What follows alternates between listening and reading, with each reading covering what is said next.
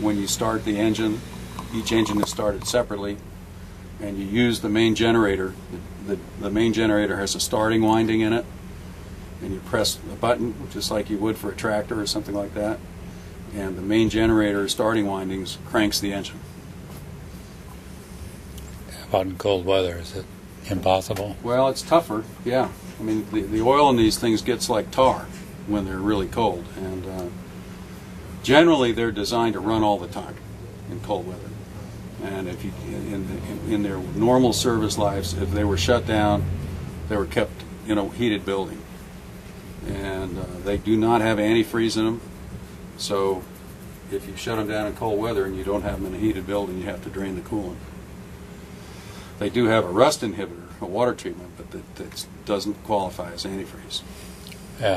Oil in the crankcase, how many gallons and what kind of oil do you use?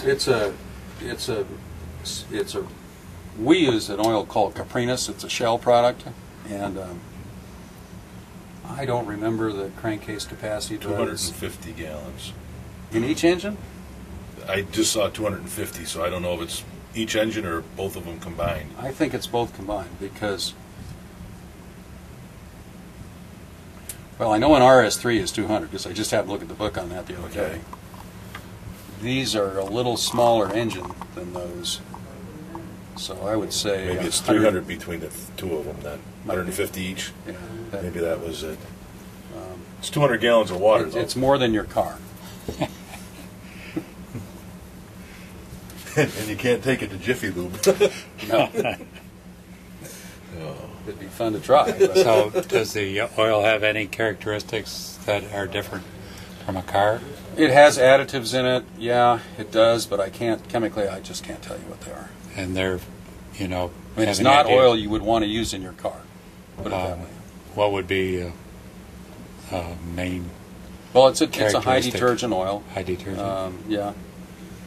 Diesels tend to be dirtier than gasoline engines, and so the idea is to keep the interior working parts on the diesel clean, including all the passages through which the oil has to move. So would it be similar to truck oil?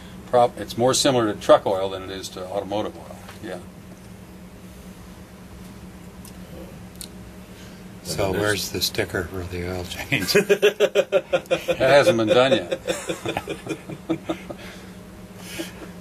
It'll go in this window over here above the inspection sticker, right? And what would a synthetic oil cost to have 300 gallons? I have no idea.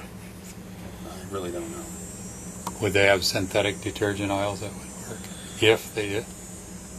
I haven't heard of any, but that doesn't, I mean, I'm not doing this stuff day in and day out. I'll tell you who would be a good guy to ask is Rob.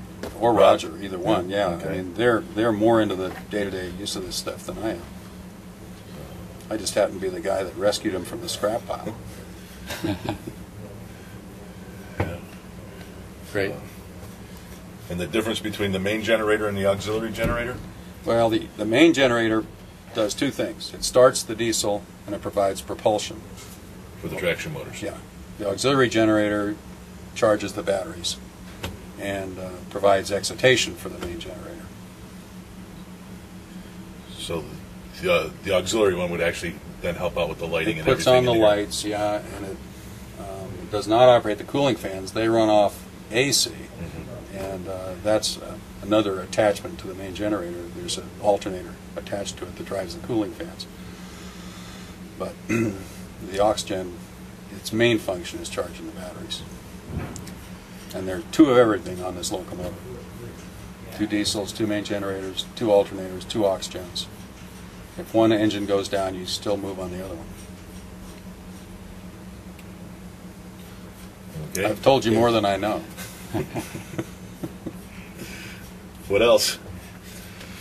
Well, let's move on.